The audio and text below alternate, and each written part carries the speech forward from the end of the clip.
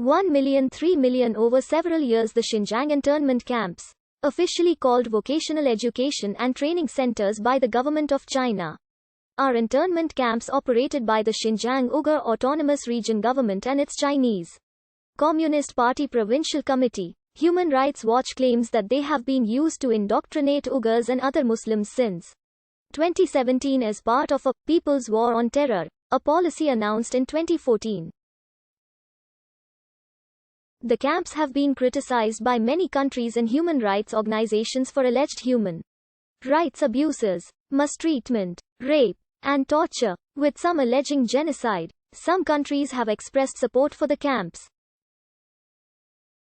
The camps were established under CCP General Secretary Xi Jinping's administration.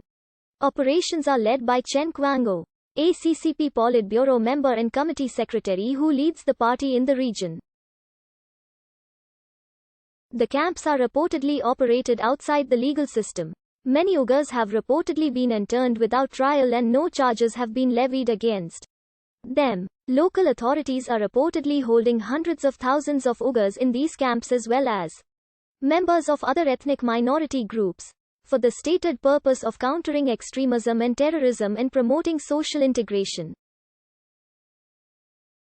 As of 2019, it was estimated that Chinese authorities may have detained up to 1.5 million people, mostly Uyghurs but also including Kazakhs, Kyrgyz and other ethnic Turkic Muslims, Christians as well as some foreign citizens such as Kazakhstanis, who are being held in these secretive internment camps which are located throughout the region.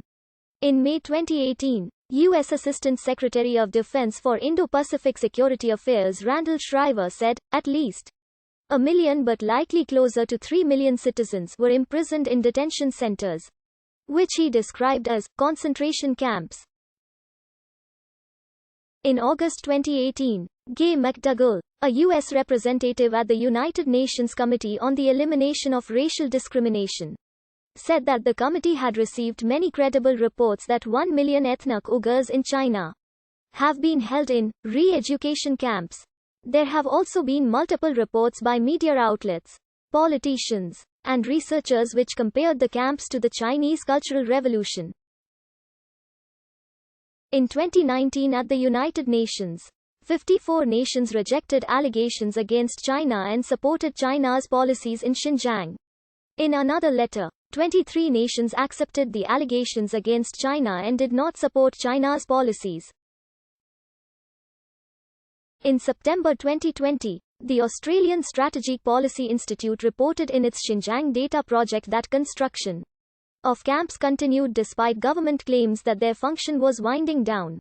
Various Chinese dynasties have historically exerted various degrees of control and influence over parts of what is modern-day Xinjiang. The region came under complete Chinese rule as a result of the westward expansion of the Manchu-led Qing dynasty, which also conquered Tibet and Mongolia. This conquest, which marked the beginning of Xinjiang under Qing rule, ended circa 1758. While nominally declared part of China's core territory, it was generally seen by the imperial court as a distant land unto its own. In 1758, it was designated a penal colony and site of exile, and it was governed as a military protectorate, not integrated as a province. After the 1928 assassination of Yang Zhengzin, the governor of the semi-autonomous Kumul Khanate in East Xinjiang under the Republic of China, Jin Shure succeeded Yang as governor of the Khanate. On the death of the Kamul Khan Maqsood Shah in 1930, Jin abolished the Khanate entirely and took control of the region as warlord. In 1933, the breakaway First East Turkestan Republic was established in the Kumul Rebellion. In 1934, the First Turkestan Republic was conquered by warlord Sheng Shikai with the aid of the Soviet Union, before Sheng reconciled with the Republic of China in 1942.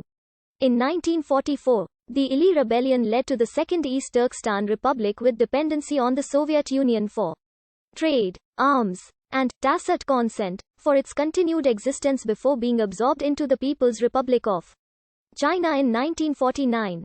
From the 1950s to the 1970s, the government sponsored a mass migration of Han Chinese to the region. Policies promoting Chinese cultural unity, and policies punishing certain expressions of Uyghur identity. During this time, militant Uyghur separatist organizations with potential support from the Soviet Union emerged, with the East Turkestan People's Party being the largest in 1968. During the 1970s, the Soviets supported the United Revolutionary Front of East Turkestan to fight the Chinese. In 1997, a police roundup and execution of 30 suspected separatists during Ramadan led to large demonstrations in February 1997 that resulted in the Ghulja incident, a People's Liberation Army crackdown that led to at least 9 deaths. The Urumqi bus bombings later that month killed